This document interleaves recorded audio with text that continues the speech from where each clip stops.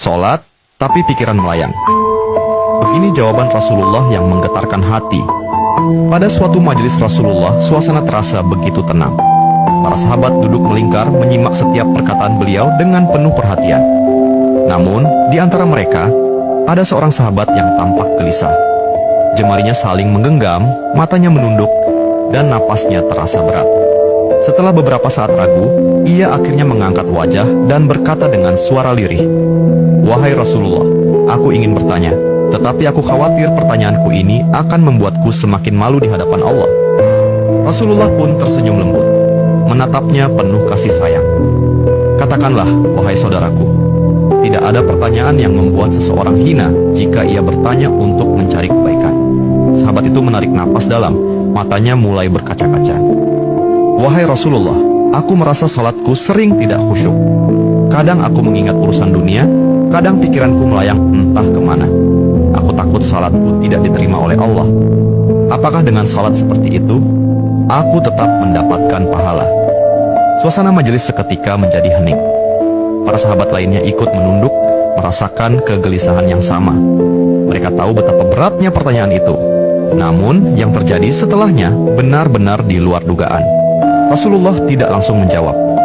Beliau menatap sahabat itu dengan penuh kelembutan. Lalu tiba-tiba air mata mulai membasahi pipi beliau. Para sahabat terkejut. Mereka jarang melihat Rasulullah menangis dalam situasi seperti ini. Dengan suara bergetar, beliau berkata, "Demi zat yang jiwaku berada di tangannya, sungguh setan tidak akan pernah berhenti berusaha mencuri bagian dari sholat seorang hamba hingga ia teralihkan. Tetapi ketahuilah, Allah tetap melihat usahamu." Rasulullah menarik napas dalam, lalu melanjutkan, "Wahai saudaraku, jika engkau meninggalkan salat hanya karena takut tidak khusyuk, maka setan akan menang. Tetapi jika engkau tetap berusaha salat meski pikiranmu teralihkan, ketahuilah bahwa setiap kali engkau berusaha kembali kepada Allah dalam salatmu, saat itulah Allah menyambutmu." Mendengar itu, sahabat tersebut tak mampu menahan tangis. Begitu pula para sahabat lainnya. Kemudian Rasulullah melanjutkan dengan penuh kelembutan, "Bayangkan seorang ibu yang melihat anaknya berjalan ke arahnya, tetapi anak itu sering jatuh dan tersandung. Apakah sang ibu akan marah? Tidak. Ia justru akan berlari menghampirinya, mengangkatnya, dan mendekapnya erat. Itulah Allah. Ia lebih penyayang daripada seorang ibu kepada anaknya. Selama engkau terus kembali, Allah akan selalu menerimamu." Air mata mengalir di pipi sahabat itu. Kata-kata Rasulullah begitu menusuk hatinya. Sejak hari itu, ia tidak lagi putus asa dalam sholatnya.